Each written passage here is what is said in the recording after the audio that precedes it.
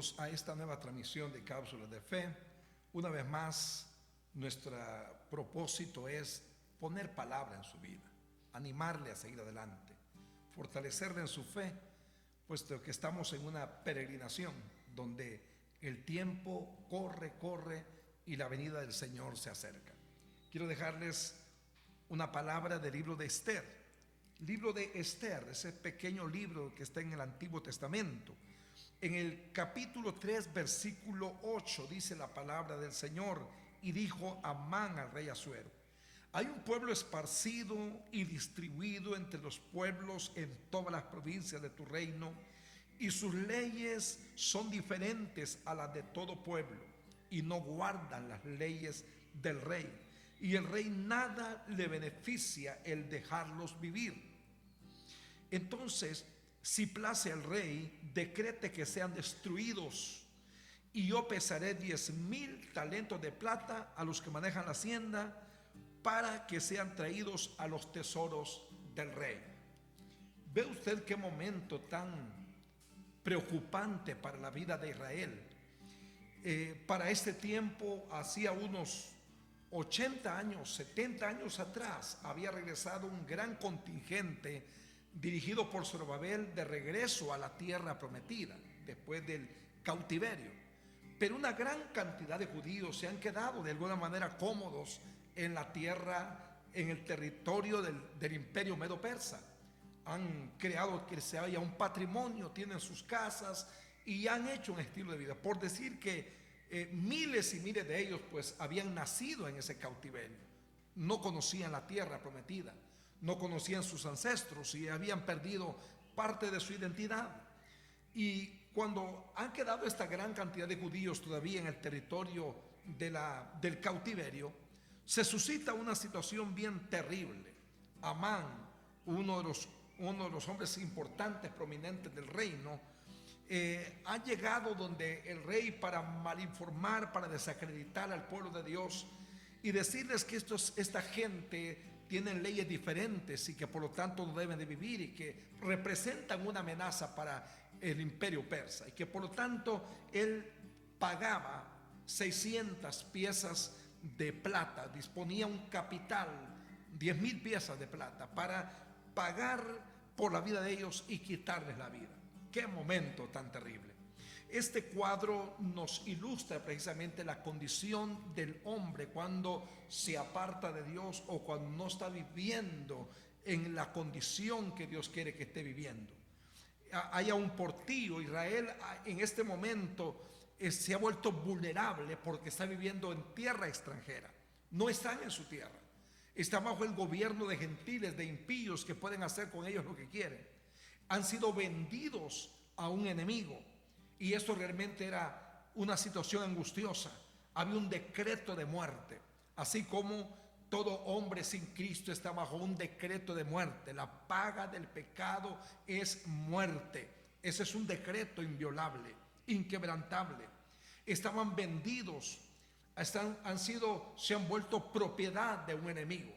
La palabra nos dice claramente que el hombre que está en pecado, o que el que practica el pecado, esclavo es del pecado, y por lo tanto Satanás ejerce dominio y control de su vida. Ante esta situación realmente terrible, la gran noticia llega a los líderes como Mardoqueo y luego a Esther, una muchacha que había tenido la bendición, el privilegio de llegar hasta las altas posiciones del imperio, convirtiéndose en la esposa del rey. Y llega la noticia ante ella. Y cuando llega esta noticia, conmovida porque hay un decreto de muerte para todos, opta por algo. Le dice a Mardoqueo: dile a todo el pueblo que ayune, que ore, y después de ese tiempo de ayuno, de búsqueda, entraré al rey para solicitarle permiso, para implorar la misericordia y favor del pueblo. Y si perezco, que perezca. Ya sabemos nosotros por qué ella introdujo esa frase, porque si no, el rey no le extendía el cetro. Aceptando la intercesión, ella inmediatamente podía ser llevada al patíbulo para ser muerta. Pero en esas condiciones de desesperación, ellos empiezan a clamar. Y el clamor hizo que el decreto no fuese derogado, pero se estableciera un nuevo. En el capítulo 8 del libro de Romanos, el versículo 2 dice que la ley del pecado y de la muerte, o que la ley del espíritu de vida en Cristo nos ha librado de la ley del pecado y de la muerte. O sea, la ley del espíritu de vida viene y anula la primera ley para dar una esperanza de vida, para darle salvación a un pueblo. Y esto fue lo que se consiguió en el capítulo 8. Ya en el capítulo 8, en el versículo 11, se habla de un nuevo decreto. El resultado de la búsqueda, el resultado del clamor. Eso es lo que hoy necesitamos en Honduras y en cualquier parte del mundo. Buscar a Dios con todo nuestro corazón. Y los decretos de muerte, de esclavitud y opresión van a ser desvanecidos, derogados por un decreto de salvación y de esperanza. Esto es lo que ocurrió. En el clamor se dio una oportunidad para un nuevo decreto. En el capítulo 8, versículo 11, lo leo rápidamente. Dice el versículo 11 que el rey daba facultad a los judíos que estaban en todas las ciudades para que se reuniesen y estuviesen en la defensa de su vida, prontos a destruir y matar y acabar con toda fuerza armada del pueblo o provincia que viniese contra ellos, y apoderarse de sus bienes. Ve usted cómo se revirtió todo. Hoy tiene la facultad de protegerse. El que habita el abrigo del Altísimo morará bajo la sombra del Omnipotente. Hoy tienen la facultad de atacar. Jesús dijo en Lucas 10:19: os doy potestad para hollar serpientes y escorpiones. La promesa no solo nos da lugar a cubrirnos, a protegernos, a guardarnos, a vivir bajo su sombra, sino a ir en una actitud avasalladora, de ataque.